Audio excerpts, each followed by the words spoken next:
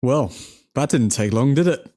Merely 24 hours after Ten Hag's sacking, our new manager has been announced, and his name is Ruben Amorim. In today's video, we're going to go over who exactly Amorim is, his playing career, his coaching career, management style, and what we can expect from his time at Manchester United. Let's go. All you need to know is this guy is young, as in Manchester United's youngest ever manager young, like played with Victor Lindelof young. Despite being only 39 years old, Ruben Amorim has been taking the coaching world by storm. But how did he come to be considered one of Europe's top managerial prospects? Shortly after retiring, Amorim began his training to receive his coaching license. He also attended a postgraduate course in psychomotor education, the aim of which is to support and aid an individual's personal development. Essentially, it's a treatment that uses physical activities and body awareness exercises to help improve the participant's mental and emotional well-being. So long story short, he's a smart guy who you would imagine is quite emotionally intelligent.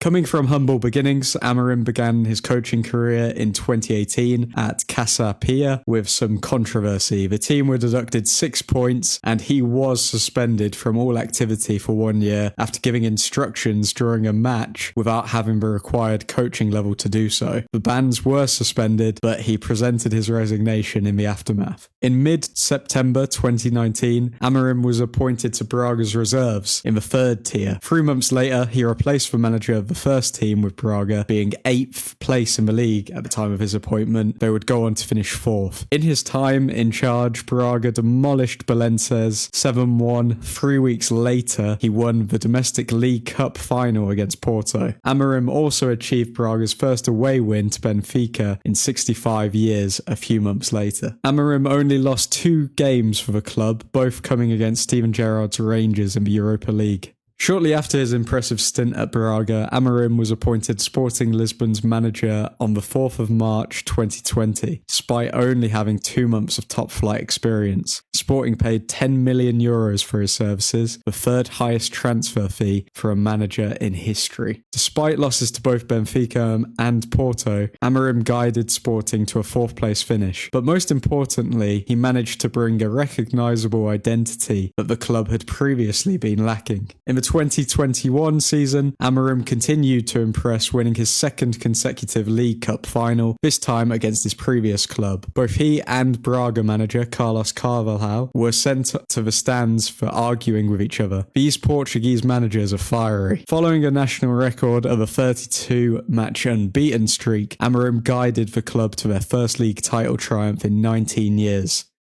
He guided a club who hadn't won the league in over a decade. Are you thinking what I'm thinking?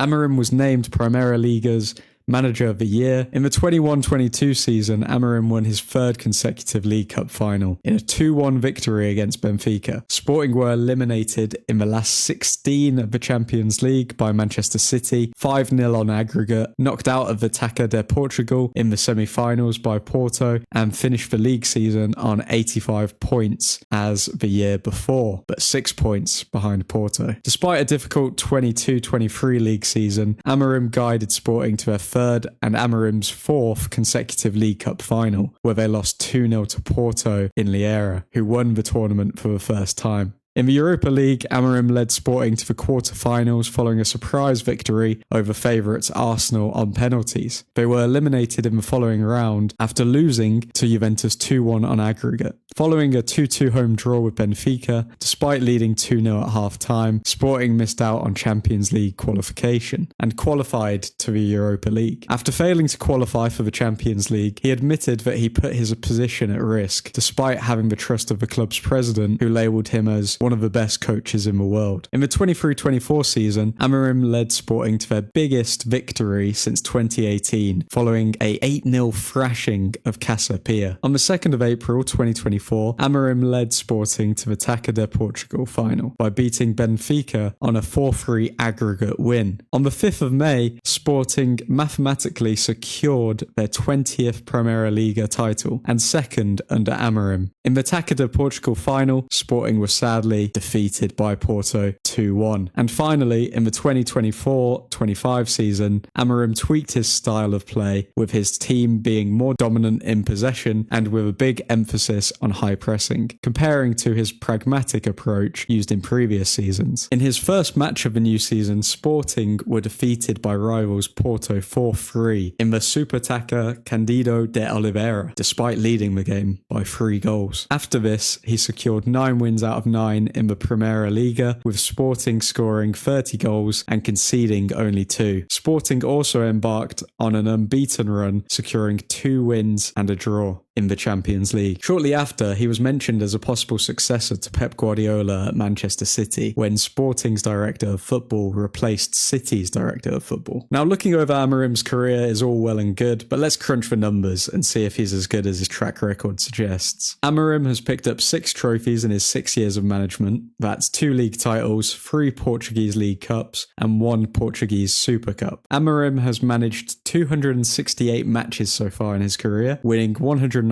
games, drawing 37 games, and losing 37 games, giving Amorim a very impressive win percentage of 72.39%. All the while, in the 268 matches, his team have scored 585 goals, as a result averaging just over 2 goals a game. His team has conceded 217 goals, giving Amorim a positive goal difference of plus 368 over his management career. And if there's one thing we desperately need right now, it's goals. Now, let's break down all the pros and cons of the Amorim signing. Pros. He's emotionally intelligent. He has a postgraduate course in psychomotor education. Now, normally I wouldn't look too much into this. However, given that one of the main downfalls for Ten Hag was supposedly his lack of charisma and ability to get the players motivated, Amorim appears to be the polar opposite. And I think the players are going to react to this, as they haven't felt that atmosphere arguably since Ole. He's entertaining. God knows that Manchester United fans have been bored to death over the past 2 seasons, and whether you take this as a plus or not is down to you. But Amorim is an entertaining manager. He was banned for effectively giving his side instructions and has also been sent to the stands before. Goals, goals, goals. He's shown that his sides aren't shy to score a few goals, bragging that his first game in charge of Braga was a 7-1 thrashing, and in the 23-24 season, he thrashed his former side, Casa Pia, 8-0 while managing Sporting Lisbon. Silverware. Amorim has shown that he can win silverware in small teams and big teams, winning the domestic League Cup final while managing Braga and winning 2 league titles with Sporting, including their first league title in 19 years. Identity. Amorim is reported to have managed to bring a recognisable identity that Sporting had previously been lacking. Sound familiar? What is our identity right now? This is something that both the fans and the players have been struggling to answer. Could Rúben be the remedy?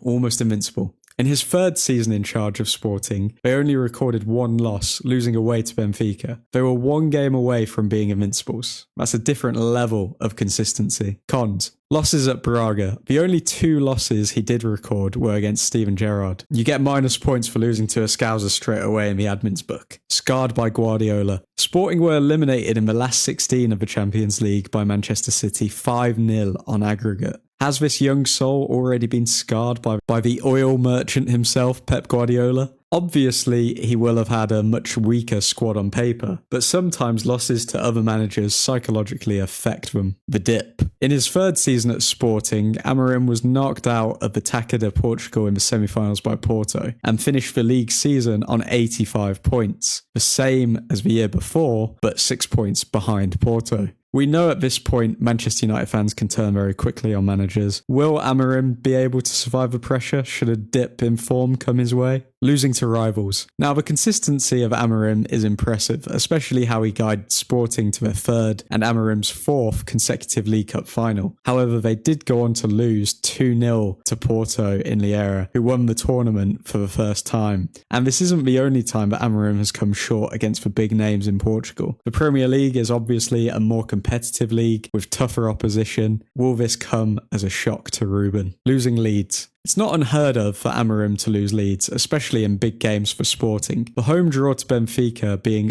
one example where they were 2-0 up at half-time and then ended up drawing 2-2 as a result, missing out on Champions League qualification, with the worst being when they were defeated by Porto, despite leading by 3 goals. We've dropped enough points this season. I don't know if United fans have it in them to see us bottle anymore. Management style, tactics and formations. As per reports, Amorim is known for his communication skills, tactical knowledge and flexibility, giving a positive outlook and a laid-back demeanour. Amorim has consistently emphasised that he refrains from engaging in discussions about referees with the media. Let's see how long that lasts after he sees how Premier League referees treat United. In this formation, the attacking capabilities of the wing-backs are emphasised. Time to shine, Delo! Good luck! When defending in a low block, Sporting's players stay behind the line of the box in order to keep a compact shape, prevent any potential shots from the edge of the box, and limit attacking opportunities. Amorim's team utilises an intense pressing style and attempts to win the ball back in the final third, which, given our stats this season, would suit United's style of play.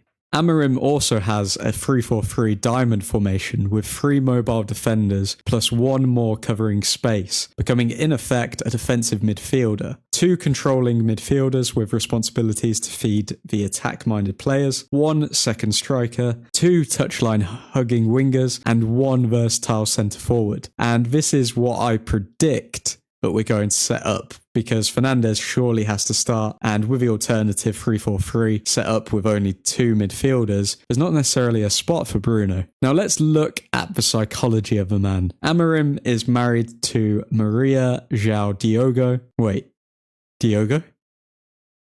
Diogo Delo. Oh my god, he's never going to sell him, is he? Comment your thoughts on Ruben Amorim. Do you think he'll be a success, or is he doomed for failure just like the rest? If you enjoyed this video, subscribe, drop a like. Really appreciate you tuning in, and Godspeed.